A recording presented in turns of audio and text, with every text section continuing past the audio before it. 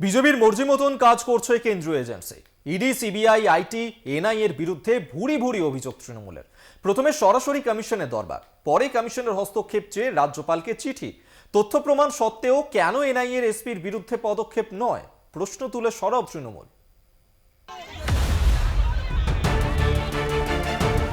ভোটের মুখে এজেন্সির অতি সক্রিয়তার অভিযোগ, নির্বাচন কমিশনের হস্তক্ষেপ চেয়ে রাজভবনের দরবারে তৃণমূল। মঙ্গলবার রাজ্যপালের কাছে চিঠি অভিষেক বন্দ্যোপাধ্যায়ের। দুবার বাংলায় রাজ্য পুলিশের ডিজি চেঞ্জ হয়, তাহলে আমাদের হাতে প্রমাণ রয়েছে কেন এনআইএ ডিরেক্টর চেঞ্জ হবে না। রাজ্যপালকে দেওয়া চিঠিতে উল্লেখ, ইডি, সিবিআই, আইটি এবং এনআইএ কে হাতিয়ার করে রাজনৈতিক চক্রান্ত করছে বিজেপি। বিজেপি নেতা জিতেন্দ্র তিওয়ারি এবং এনআইএর এসপি ধনরাম সিং ষড়যন্ত্র করে তৃণমূল নেতাদের টার্গেট করছেন। নিষ্ক্রিয় নির্বাচন কমিশন।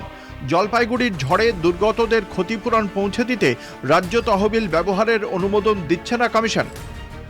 রাজ্যপাল কথা দিয়েছিলেন যে তিনি অভিষেক বন্দ্যোপাধ্যায় তাকে যা যা বলেছে, তৃণমূল কংগ্রেসের তরফ থেকে তিনি যা যা জেনেছেন, তিনি এটা ইলেকশন কমিশনের কাছে টেক আপ করবেন। অভিষেক বন্দ্যোপাধ্যায়কে যে কথা দিয়েছিলেন সেই অনুযায়ী তিনিও নির্বাচন কমিশনের কাছে যত তাড়াতাড়ি সম্ভব বিষয়টি জানাবেন বলে আমরা আশা প্রকাশ করছি। এবং সূত্রের খবর, ইতিমধ্যেই এনআইএর এসপি ধনরাম সিংকে দিল্লিতে তলব করা হয়েছে। তবে শুধু তলবেই সন্তুষ্ট হচ্ছে না তৃণমূল, শাস্তির দাবিও সামনে রেখেছে।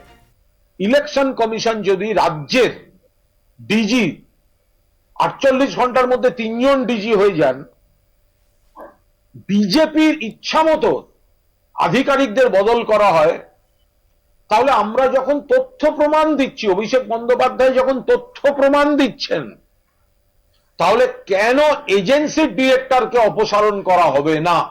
এখন এনআইএ গেছে, সব ঠান্ডা হবে। এখন এসিড পড়েছে, সব পোকামাকড় বেরোচ্ছে, ইঁদুর বেরোচ্ছে, সাপ বেরোচ্ছে, সব বেরোবে, সব ঠান্ডা হবে। পশ্চিমবঙ্গকে দুর্নীতিমুক্ত আর দুষ্কৃতিমুক্ত করবে কেন্দ্র সরকার। ষড়যন্ত্র আছে বলে এনআইএ এসছে, আর এটা কোনো ছোটোখাটো নয়, আন্তর্জাতিক ষড়যন্ত্র। সন্দেশখালীতেও তাই, ভূপতিনগরে তাই, এরকম জায়গায় জায়গায় পশ্চিমবাংলায় ধাওয়া হয়ে গেছে, সেগুলো রিপেয়ারিং চলছে। ভূপতিনগরে এনআইএ তল্লাশি নিয়েই যাবতীয় বিতর্কের সূত্রপাত। এরই মধ্যে হাইকোর্টের নির্দেশ, মামলার তদন্ত করতে পারবেন না ভূপতিনগর থানার ওসি।